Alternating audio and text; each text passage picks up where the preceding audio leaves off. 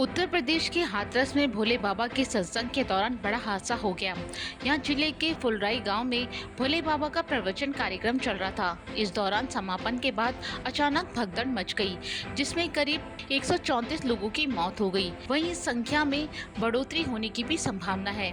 वहीं मरने वालों में ज्यादातर महिलाएं हैं। इसके अलावा 100 से ज्यादा लोगों की हालत गंभीर है। हालातों को देखते हुए आसपास के जिलों से भी डॉक्टर बुलाए गए हैं। बताया जा रहा है कि हाथरस के सिकंदराव कोतवाली क्षेत्र के गांव फुलराई में भोले बाबा का प्रवचन कार्यक्रम चल रहा था। इसी दौरान उम्मीद से ज्यादा भीड़ आ गई। एक अनुमान के अनुसार मौके पर करीब 1.25 लाख लोग पहुंचे थे।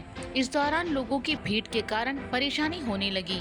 भीड़ और गर्मी के कारण लोग बेहोश होने लगे, जिससे भगदड़ मच गई। इसमें कई लोग जमीन पर गिर गए तो उन्हें कुचलते हुए अन्य लोग निकलने लगे, जिसके चलते ये हादसा हो गया। वहीं हादसे की सूचना मिलने पर पुलिस और प्रशासन के अफसर मौके पर पहुंचे और स्थिति को कंट्रोल में लाने की कोशिश की। वहीं हादसे को लेकर मौके पर पहुंचे पुलिस वालों में शामिल एक सिपाही रवि कुमार इतनी बड़ी संख्या में शवों को देखकर सदमे में आ गए। उनकी हालत बिगड़ गई और उन्हें तत्काल मेडिकल कॉलेज में भर्ती कराया गया, जहां कुछ देर बाद उनकी मौत हो गई। माना जा रहा है कि लाशों को देखकर रवि कुमार को हार्ट अटैक आ गया। वहीं हाथरस में हुए इस हादसे को लेकर मुख्यमंत्री योगी आदित्यनाथ ने संज्ञान लिया है।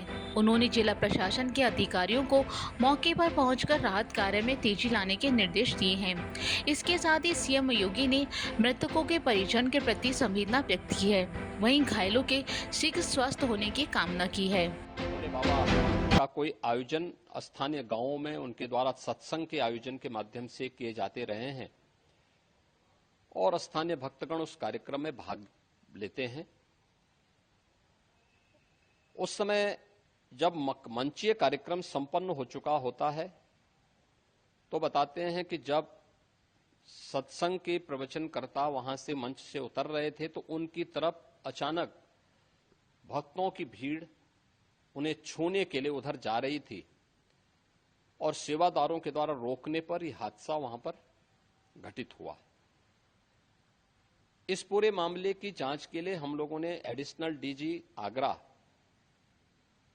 की अध्यक्षता में मंडलायुक्त अलीगढ़ को शामिल करते हुए एक टीम बना करके उन्हें अविलंब रिपोर्ट उपलब्ध कराने के लिए कहा है। घटना को देखते हुए प्रदेश के मुख्य सचिव और डीजीपी वहीं पर कैंप कर रहे हैं।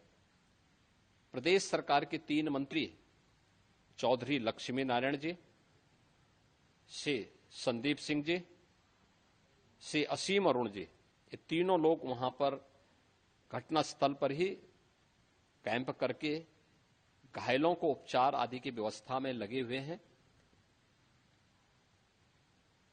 आदरणीय प्रधानमंत्री जी ने भी और आदरणीय गृह मंत्री जी ने भी इस घटना पर अपना